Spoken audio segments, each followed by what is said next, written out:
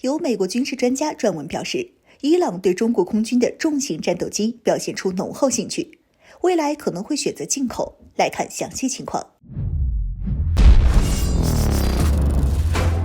Hello， 各位老铁，大家好，欢迎收看本期密财虎，我是虎妞。这几天网络上流传的重飞歼十 D 战机原型机照片是网友讨论的重点。这架歼十 D 使用的还是俄制的 AF-31发动机，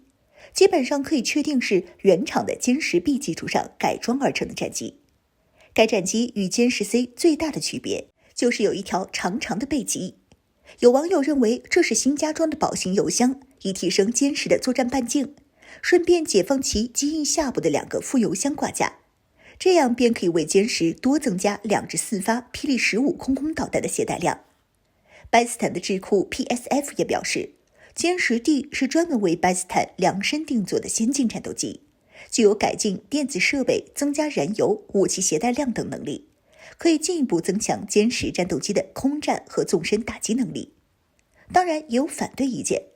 有美国军事专家表示，歼十 D 不一定是巴基斯坦的特供型号，也可能是成飞专门为伊朗空军研发的新型战机。此前外媒一直在流传关于伊朗空军采购歼十 C 战斗机的消息，不过这条消息得到了美国知名专家的 Daniel 的反驳。美专家认为，伊朗空军不会采购歼十系列战机。根据伊朗空军过去的经验，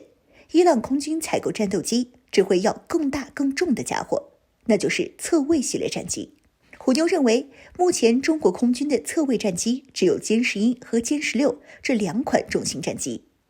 Daniel 意思是，伊朗空军显然需要更大的中国侧卫战机，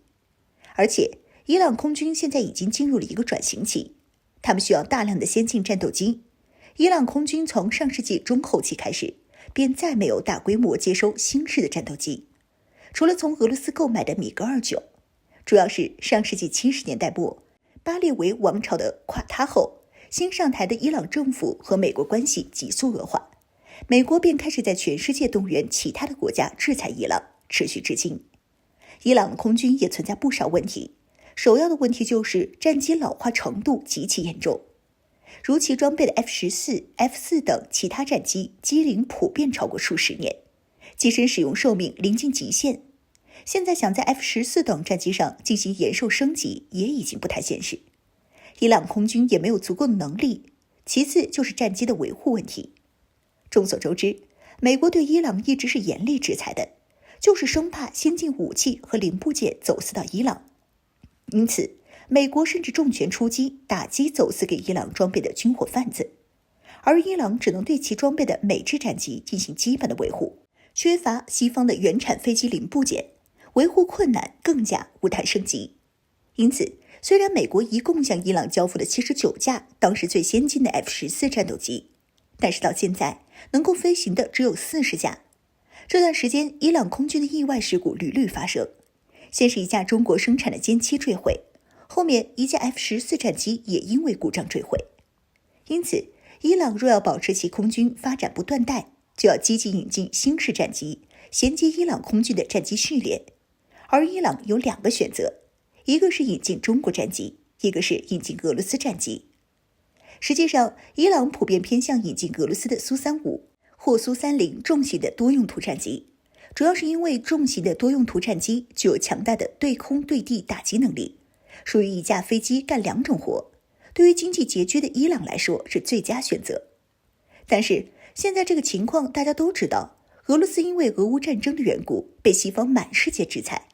自身的军工系统也以保障俄军自用为优先。俄空天军迫切需要补充在战争中被击落的战机损失，这是最优先的当务之急。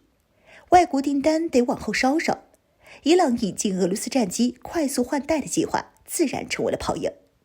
有鉴于此，现阶段伊朗若要在国际上采购先进战机，也就只能找中国购买了。当然，虎妞认为，就算是伊朗中意歼十1和歼十6，我们也是不可能出口的。歼十1是苏27的仿制战机，即便是后来的歼十1B 和歼十6战机是创新研制的国产战机，但是在飞机的主要气动布局上，还是继承了俄罗斯的侧卫系列战机。因此，由于中俄之间当初关于引进侧卫战机的仅供自用协议，决定了歼11和歼16根本不可能出口外售，而歼10战机、枭龙战机和 FC-31隐形机，则是中国完全自主研发的先进战机，具备自主知识产权，出口完全没问题。这些战机都是非常先进的国产战机，虽然没有俄罗斯的侧卫系列战机块头大、航程远等特点，但是在作战能力上，这些国产战机具有相当的优势。所以现阶段伊朗完全可以尝试采购中国的外售轻型、中型多用途战机，相信会给伊朗空军带来一个不一样的惊喜。